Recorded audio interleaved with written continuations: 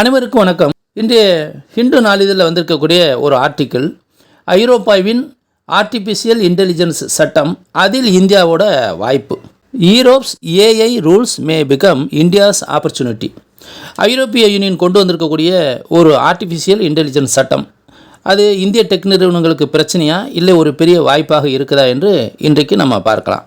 ஐரோப்பிய யூனியனின் AI act 2024 அமலுக்கு வருது. அது 2026 ஆகஸ்ட் 2ஆம் தேதி முதற்கொண்டு முழுமையாகவே அமலுக்கு வந்துருச்சு. இந்த சட்டம் ஏஐயை இந்த ரிஸ்க் அடிப்படையில் 3 வகையாக பிரிக்குது. சில ஏஐ அமைப்புகளை முழுமையாக தடை செய்து அதாவது பிரச்சனை அதிகமாக இருக்கிறத கண்டிப்பான ஒரு கட்டுப்பாட்டுக்குள்ளே வைக்குது. அந்த பிரச்சனை ரிஸ்க்கு குறைவாக இருக்கிறது லேசான சோதனைகளை மட்டும் வைக்குது. இப்போ இதில் இந்திய நிறுவனங்கள் நினைக்கிறது என்னென்னா, நம்மளுடைய ஏஐ அதாவது நம்மளுடைய ஆர்டிஃபிஷியல் இன்டெலிஜென்ஸ் ஐரோப்பாவில் வேலை செய்யுதுன்னா மட்டும்தான் இந்த சட்டம் நமக்கு பொருந்தும். ஆனால் அவங்க நினைக்கிறத விட இதில் ஒரு ஆழமான ஒரு பிரச்சனை இருக்குது. இந்த சட்டம் உருவாக்கப்பட்டது ஒரு பழைய யோசனையை வச்சு. ஒரு சாஃப்ட்வேர் ஒரு தடவை உருவாக்கி அப்ரூவ் பண்ணிட்டா அது ஒரு முடிந்த பொருள் மாதிரி விற்கப்படும். ஆனால் இந்தியாவோட டெக் இண்டஸ்ட்ரி இப்படி வேலை செய்யலை. நாம் தொடர்ந்து ஏஐ சிஸ்டம்ஸை அப்டேட் பண்ணுறோம், அதை மேம்படுத்துகிறோம். இதில் முக்கியமான விஷயம் என்னன்னு பார்த்தோம்னா, ஒரு ஹை ரிஸ்க் ஏஐ ஐரோப்பிய சந்தையில் நுழையணும்னா அது கன்ஃபர்மிட்டி அசஸ்மெண்ட் அப்படிங்கிற ஒரு சோதனையை கடக்கணும்.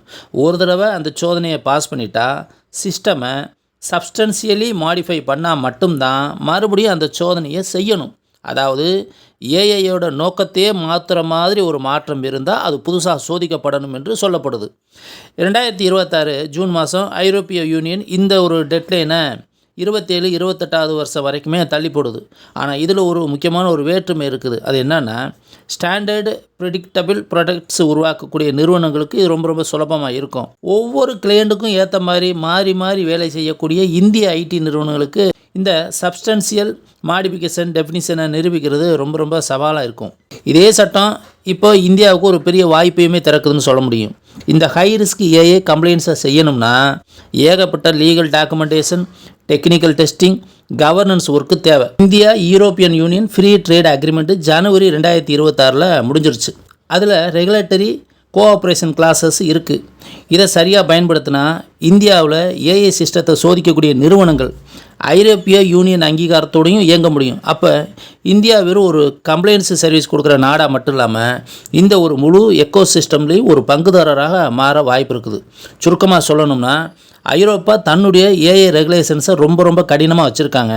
ஆனால் இந்தியாவுக்கு ஒரு பெரிய பொருளாதார வாய்ப்பாக மாறக்கூடிய திறன் இருக்குது. இதை இந்திய நிறுவனங்கள் இப்பொழுதே புரிந்து கொண்டு தயாராகணும் என்று இந்த ஆர்டிக்கல் நமக்கு தெரிவிக்கின்றது.